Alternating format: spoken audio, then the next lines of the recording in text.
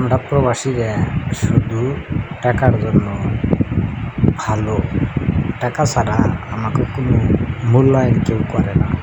বাংলাদেশ থেকে কাজের শেষে কতদিন হাইটাও যাইতে হয় রুমে, কতদিন আবার ফের গাড়িতে যাওয়া লাগে। এইসব বাগানে আমরা কাজ করি, কী পরিমাণ ঠাড়া পড়া রোদ সেটা সৃষ্টিকর্তা ছাড়া কেউ জানে না। কিন্তু এর মধ্যেও আবার ফের মনে করেন যে কিছু মানুষ আমাগো টাকার জন্য মনে করেন যে কতটা যে হাহা করে থাকে করে থাকে যে একটা প্রবাসীর কাছে কীভাবে তার কাছে কোনো টাকা আদায় করা যাব, কীভাবে তার ইমো হ্যাক করা যাব, কীভাবে হোয়াটসঅ্যাপ হ্যাক করা যাব, কীভাবে তার সাথে মিথ্যা কথা কয়া ভালোবাসা দেখাইয়া মনে করে যে টাকা পয়সা হাতে নিয়ে যাবো এবং মিথ্যা কথা কয়া টাকাগুলো সব টাকাই জানি নিতে পারে, সেই ব্যবস্থাটা মনে হয় অনেকেরই বাংলাদেশে তিনি করে থাকে এবং করে। যেমন মনে আমার সাথে ধ্যান মনে যে অলরেডি মনে করেন যে 3টা না 4জন মানুষ আমার সাথে যে পরিমাণ বেইমানি করছে, যে পরিমাণ ছিটারি করছে তা বলার মতো আর না। ঠিক আছে, তারপরে আল্লাহ পাকের কাছে দোয়া করি যদি আমার হালাল টাকা হয়ে থাকে মরার আগ পর্যন্ত, মরার পরেও আমি টাকার দাবি রেখে দিই লিগা আমি শরীরে রক্ত পানি করে টাকা কামাই করছি, সেই কারণে আমার টাকার পোড়ানি আছে। কিন্তু অনেকে টাকা হালাল টাকা কামাই করে না, সেই কারণে অনেকে দিতে পারে, কিন্তু আমি টাকার মাপ ছাড়তাম না।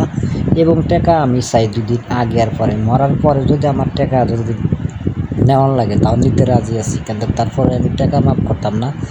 যে পরিমাণে যে বাগানের ভিতরে দেখতেছেন, বাগানটা দেখতেছেন, এই পরিমাণ বাগানের ভিতরে কাজ করে পরিশ্রমের কাজ করে সারাদিন ওরকম পাইপ কান্দে করে ড্রাইকে কাছের দিন ফল কেটে তারপরে আমাকে বেতন দেয় মাস শেষে কোম্পানি।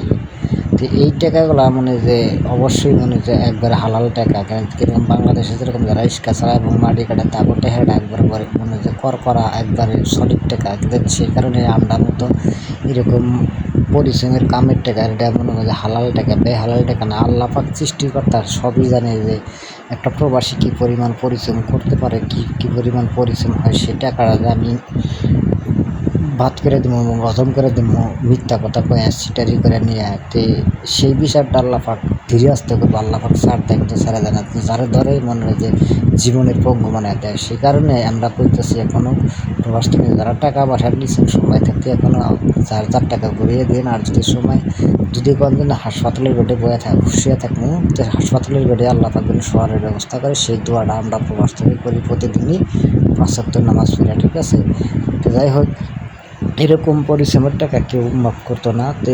অনেক মানুষের টাকা এরকম হাতে নেওয়ার চেষ্টা করে, কিন্তু তারপরেও আমরা হাল ছাড়ি না। কেন জানি যে আমরা যে পরিমাণ পরিশ্রম করি, যে পরিমাণ ভয় ভীতির মধ্যে কাজ করি এই দূরপ্রবাসে বাগানে অবস্থায় যে কোনো জায়গায়, দূরপ্রবাসে খুবই ভয়ঙ্কর অবস্থায় থাকে কত লোক।